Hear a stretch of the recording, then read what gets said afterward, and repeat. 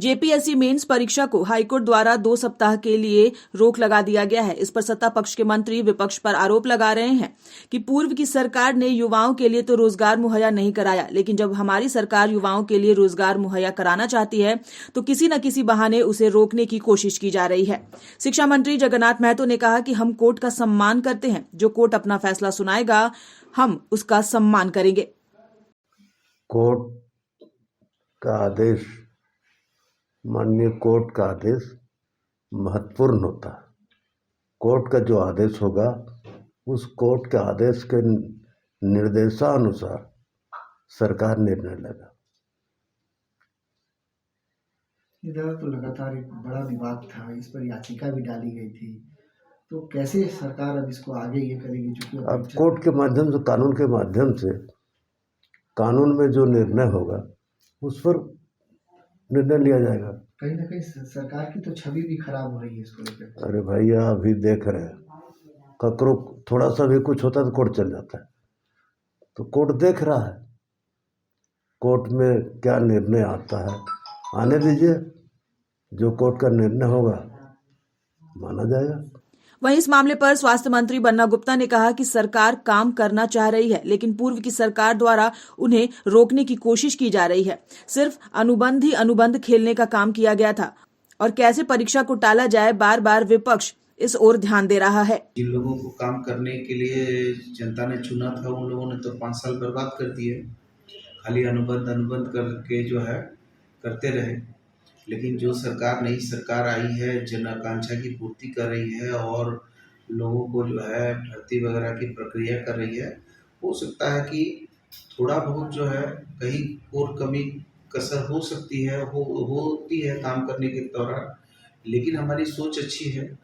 लेकिन दिक्कत यह है कि हमारे जो मित्र हैं वो बार बार या तो कोर्ट का सहारा ले लेते हैं या फिर जो अनर्गल दुष्प्रचार करते हैं। कहते हैं ना कि वो एक शेर है कि चमन को सींचने में कुछ पत्तियां झड़ गई होंगी, यही इल्जाम है मुझ पर चमन से बेवफाई का, मगर जिसने कलियों को रौंद डाला पांव तले, वही दावा करे है चमन की रहनुमाई का। तो आज स्थिति वही है कि जिन लोगों ने बैठे निठल्ले पूरा 5 साल बर्बाद कर दिया, कुछ काम किया नहीं, कोई भर्ती की नहीं, हर जगह जो है मैन पावर की कमी है।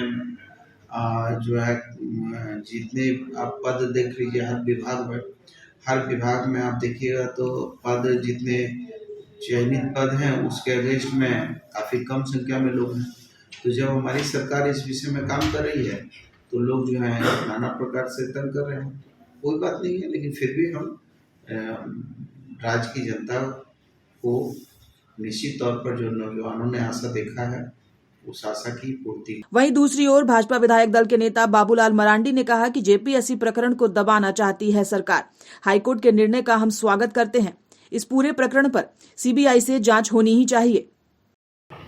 जेपीएससी को लेकर के झारखंड हाईकोर्ट ने जो निर्णय दिया,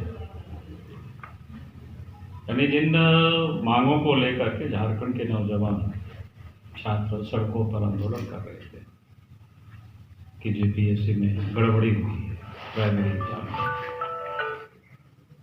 और उस आंदोलन को जब दबाने की सरकार ने कोशिश की, सरकार की ओर से लाठी डंडे से, तो छात्र और नौजवान भारतीय जनता पार्टी से भी लोगों ने सहयोग मांगा था और भारतीय जनता पार्टी ने भी, हमें याद है 2 दिन हम लोग पार्टी की यहाँ मीटिंग थी, जिस दिन हम लोग आंदोलन कर रहे थे, तो यहाँ से भानु प्रताप शाही जी और नवीन जायसवाल जी को सब लोगों ने भेजा और उन लोगों के ऊपर भी लाठी चलाई गई थी। और उसके बाद कुछ तो जो सीरियल लड़कों लोगों ने पास किया था उस रिजल्ट को, तो उस समय उनको रद्द करना पड़ा और बाद में कई एक लड़के कोर्ट भी गए थे और कोर्ट में जब सुनवाई हुई तो सरकार को समझ में आ गया कि और अधिक हम उलझ जाएंगे, तो सरकार ने एक प्रकार से मान लिया कि भाई वहाँ गड़बड़ी हुई और फिर से रिजल्ट प्रकाशित करने की हाईकोर्ट ने आदेश भी दिया है।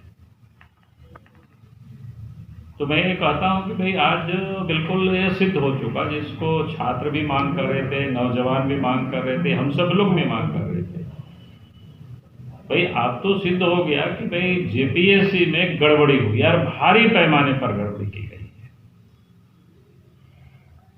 इसलिए हम सरकार से मांग करते हैं कि भाई पहले तो जीपीएससी के जो अध्यक्ष है, चेयरमैन है, सरकार उसको बर्खास्त करे और पूरे मामले की जांच सीबीआई से करानी चाहिए।